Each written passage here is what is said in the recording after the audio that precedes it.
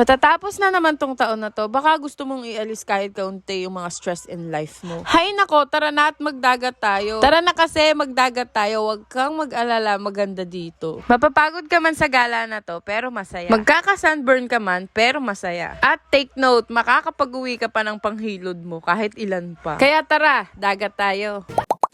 Hi mga ante! For today's episode nga ay magdadagat nga tayo at hindi ito drawing ha. Para naman gumaanggaan ng pakiramdam at makapag-alis ng mga stress at makapag-isip-isip ng maayos kung saan ba ilalagay yung mga milyones ko. Tiyah! Sana all may milyon. So for today's video ay may nakita na naman nga akong simple pero rock na beach spot dito sa San Juan, Batangas. At dahil nga nasa bakasyon tayo, para saan pang bakasyon kung hindi titigil ng gasoline station, diba? Lalo na pag meron kang mga kasamang lola at tita na hindi na nga mapigilan ang kanilang mga panto. Kaya naman na. Kaya more stopover tayo for today's video. Napatigil pa nga si Kadjo dito sa may potpots bilihan ng patatas. Aba, hindi pa nga nakakalayo ay gutom na.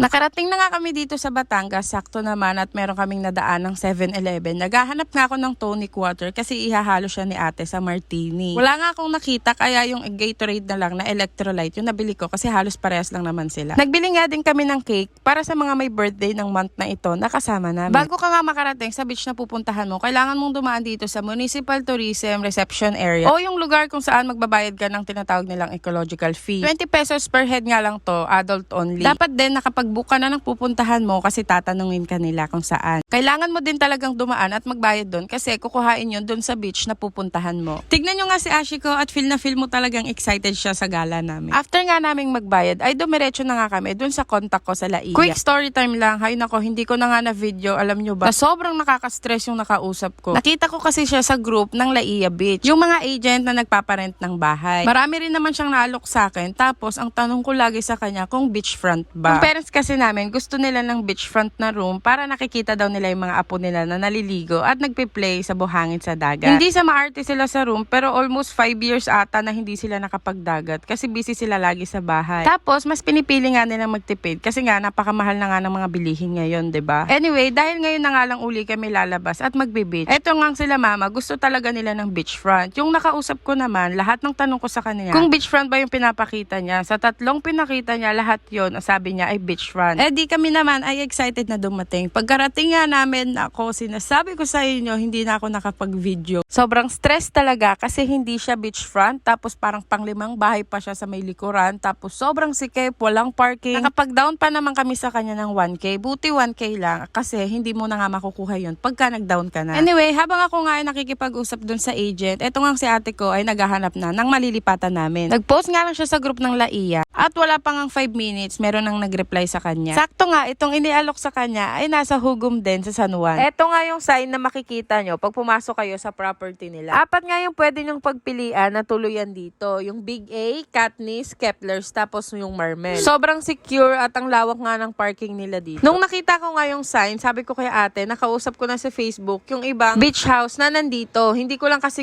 kasi si ate pa rin na magdidesisyon. Nakakatuwa naman at dito pa rin kami bumagsak. Papunta pa lang dito ay busog na yung mga mata mo sa mga makikita mo. Paano ba naman napakaganda ng mga tanawin, ang ganda ng dagat, ang ganda ng bundok, ang ganda ng mga puno. Basta worth it siya. Kung napapansin nyo nga ay naka-reverse yung video ko. Wala kasi akong clip nung signage nila nung pumunta kami. Kaya kinuha ko na lang tong clip nung pauwi kami tapos ni-reverse ko na lang siya. Nako, pagpasensyahan nyo na. Pwede na yan kaysa wala, diba? Pagdating nga namin ay chinek na agad namin yung dagat. Paano ba naman? Ang layo pa kasi ng binahe namin. At syempre, ang mga naiwan nga sa cottage ay yung mga matatanda kasi nagpe-prepare na sila ng kakainin namin ng hapunan. Sakto nga yung dating namin dito at palubog na yung araw kaya sobrang ganda. As in, mawawala talaga yung pagod mo. Tignan nyo naman yung sunset, nakaka-relax. Tapos, nakapaligid pa sa amin yung bundok. Tapos, yung mga buko, mga bangka, tapos kalmadong dagat. Diba? Ang sarap. Kung nakikita nyo nga, hindi nga siya sand kasi pebble beach siya. Mga bato-bato, tapos iba't ibang shape and sizes ng corals, mga shell, ganun. Medyo masakit nga siya sa paa, pero okay lang naman. Kung makikita nyo nga, ay tinatry nilang ilapit si Ashiko dito sa may dagat. Pero talagang ayaw ni Ashiko. Ang lakas kasi ng tunog ng alon, kaya natatakot siya. Pero nung nakita naman niya si Kadjo, tignan nyo at tuwang-tuwa. At dahil hapon na nga, hindi na namin pinaligo si Ashiko. Bukas na lang siya ng maaga.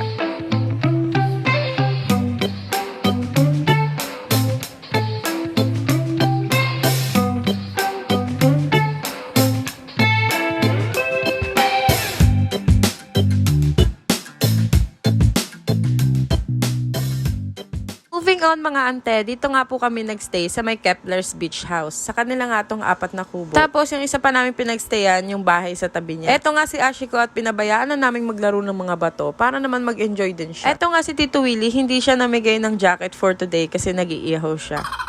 Eto nga si nanay at nagpe-prepare naman siya ng pangpakbet. Yo, si girl din pala yung lola namin na yan. Tignan nyo nga at yung baga nasa loob pa ng bunganga. Apakagaling. Sobrang curious ko nga. Lagi ko siyang tinatanong kung hindi pa siya napapasok. Panis kayo yung yosi ni nanay nasa loob. So, alam nyo ba na hanggang ngayon hindi ko pa rin alam kung paano siya hindi napapasok.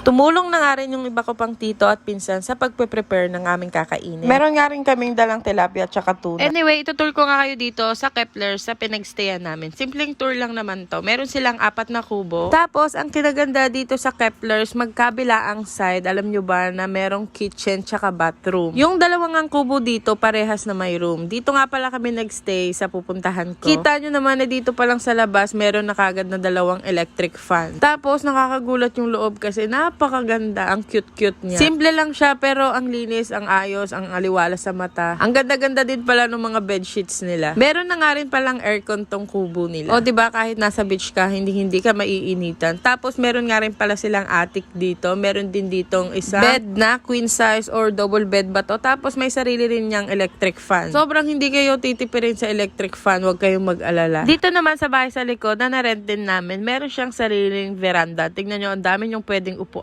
Tapos pwede kayong magtambay dyan. Alam nyo na pag gabi, masarap tumambay dyan. Tapos pagpasok nyo dito, sobrang lawak pa. Pwede kayong maglatag ng mga foam dyan. Si Papa ko nga yung nakahiga, napagod ata siyang nakaupo ng matagal sa sasakyan. Meron ngang 2 room dito sa loob ng bahay. Ito nga sa first room, meron dyang double bed. Tapos meron ding family size bed dito sa may kama. Tapos may sarili din tong aircon na sobrang lamig. Probinsya style nga tong bahay nila. Okay naman siya, lalo na at malawak. Kahit gaano kayo karami, hindi kayo mauubusan ng paghihigaan. May dining table nga din dito, pero wala namang kumain doon kasi sa labas kami kumain. May sarili din tong sink, tapos meron ding lutuan dito. Hay nako, 3 na yung lutuan natin. Nakakatuwa at puro pa double burner. Ang dami rin pala ditong pinggan, baso, kutsara, tinidor, tapos may sarili ding ditong ref. Bale, 3 na uli yung ref natin. O, diba? Sulit na sulit talaga. Ito nga sa loob ng bahay, meron din sariling liguan, tapos taihan. Taihan talaga. Eh, ano pa ba?